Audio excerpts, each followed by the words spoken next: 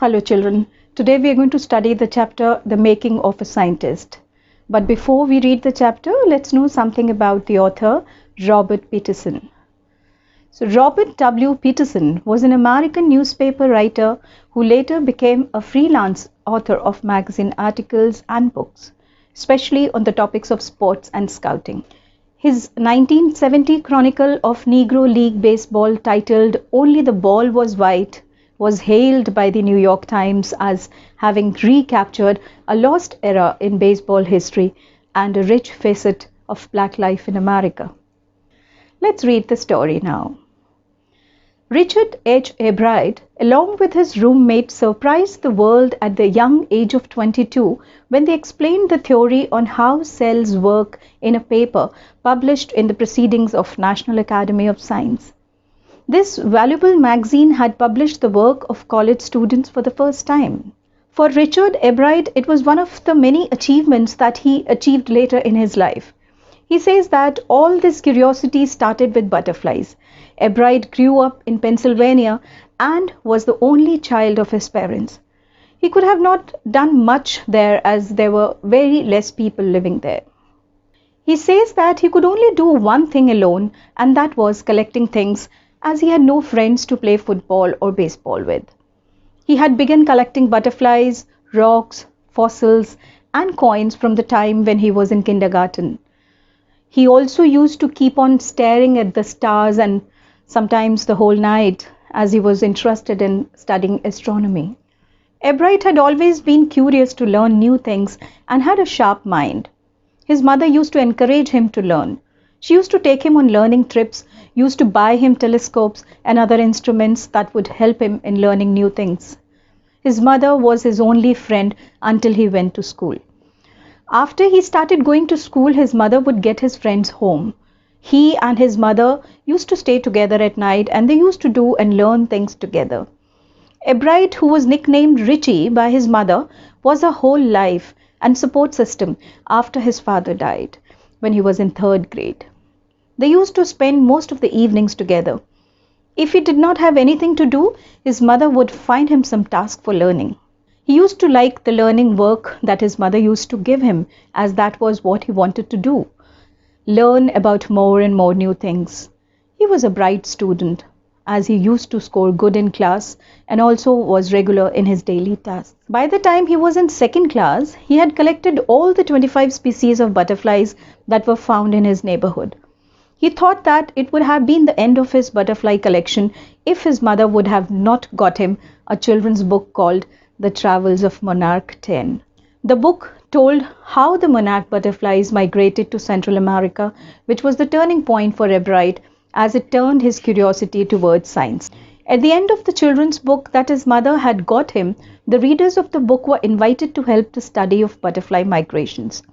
They were asked to tag butterflies by Dr. Frederick A. Urquhart of the University of Toronto in Canada. Richie's mother wrote to the doctor and soon he was attaching adhesive tags to the wings of the butterfly. The person who would find a butterfly with a tag was asked to send the tag to Dr. Urquhart. The butterfly collecting season lasted for around 6 weeks.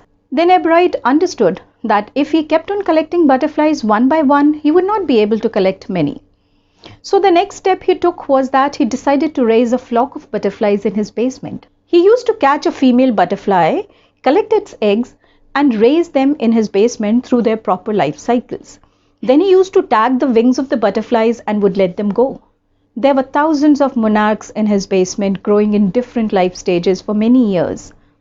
Soon he started losing interest in tagging butterflies as it was a very slow and tiring process. It also did not get him much response.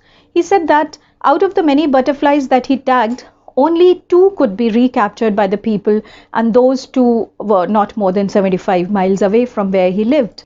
When he was in 7th class, he came to know what real science was as he lost at a county science fair. It was a really sad feeling for him to see all other people's win something while he did not win anything. He showed frog tissues slides under a microscope, but realized that all the winners had actually tried to perform an experiment and not just make a neat display out of their projects. He had already started developing the competitive spirit inside him. Now he had decided that he would be making a real project for the next year's fair. He thought and realized that he had maximum knowledge about the subject of insects, as he had just been studying them for quite some time now. He wrote to Dr. Urquhart for ideas, and he sent back a lot of ideas for his next year's project. He remained busy with those ideas all throughout his high school and won many prizes. In his 8th class, he tried to find the cause of a viral disease that killed nearly all monarch caterpillars every few years. Ebright thought that the disease was being transmitted through beetles, so he started raising caterpillars in the presence of beetles. It was of no use, but when he showed that he had tried such an experiment, he won something for his project. For the next year, he tried the theory that viceroy butterflies copy monarchs. He put forward the theory that viceroy butterflies look like monarchs because monarchs do not taste good to the birds and birds like to eat viceroy. So the more the viceroy looked like the monarch, the less likely it is that viceroy would be eaten by a bird. He wanted to show in his project that would a bird eat monarchs or not.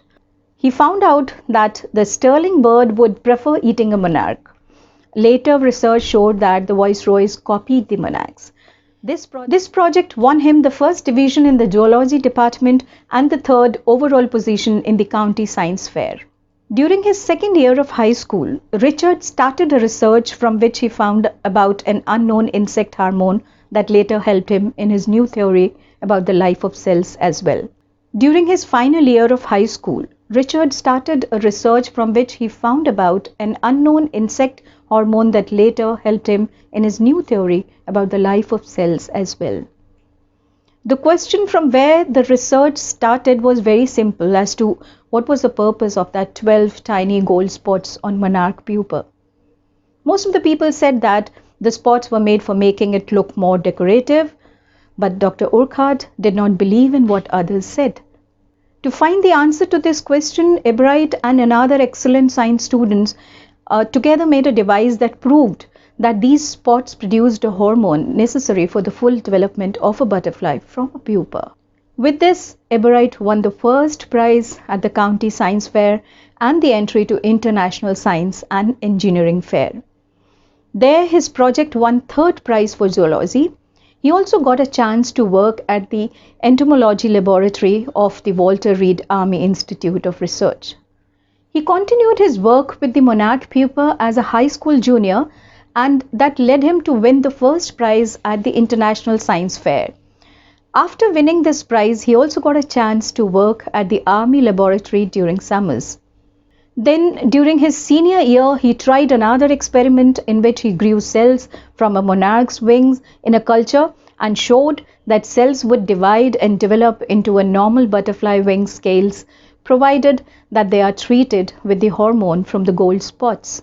This research of his won the first prize at the International Fair, and he spent his summer after graduation doing more research on the subject at the Army Laboratory and the laboratory of US Department of Agriculture. Then he worked some more on the hormone released from the gold spots during the following summers at the laboratory of the Agriculture Department. He identified the chemical structure of the hormone using the lab's special equipment. After 1.5 years, Ebright got the idea for his new theory, which was about the cell life. The idea came to him when he was looking at the X-ray photos of the chemical structure of the hormone. He did not get excited about his discovery as soon as he found it, but came to a realization that his years of study on the insect hormone had solved one of the puzzles of biology. It had solved the mystery of how cells read the blueprint of its DNA. He found that as the DNA is in the nucleus of a cell that controls heredity, therefore it determines the form and function of a cell. Hence, DNA is the blueprint of life. Then Ebright and his roommate made drawings and plastic models for the theory which showed how it was possible, and later wrote a paper which explained the process. It did not surprise the people who knew him that he graduated from Harvard with highest honors and stood second in his class among 1,500 students. He then became a graduate student researcher at the Harvard University and also started doing practical experiments to test his theory. It was expected that if the theory proved to be correct, then it would be a big step towards understanding the complex system of life and also would lead to the new ideas for preventing certain types of cancer and other diseases. So this showed how his research on the monarch pupa led him to a theory about cell life. He had been keen in science ever since he started collecting butterflies, but this did not keep him away from his other interests in life. He was a champion debater, a great public speaker, and a good boat racer.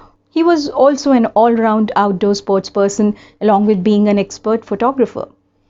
He was great at capturing nature and scientific subjects, as he was a great student and always used to score good. He used to focus his extra energy on debating and model United Nations clubs. He also used to admire his social studies teacher and an advisor to both clubs, Mr. Richard A. Wellhauer. Ebrard thought that his teacher was the right man as he was the one who used to open his mind to new ideas. His teacher was impressed with the fact that how Ebrard would give an extra 3-4 hours of effort at night for the debate research apart from the time that he used to give to his butterfly research and his other interests. He added that he was competitive but not in a bad sense, because he did not win to get prizes or for the sake of winning, but because he wanted to be the best at whatever he did. This is what makes a good scientist. He needed a first-rated mind along with curiosity and an added will to win for the right reasons. Since the time Richard's mother got him the book about migration of monarchs, his curiosity towards science had just grown. So children, I hope you've understood this chapter. I'll see you in the next video. Till then, bye-bye.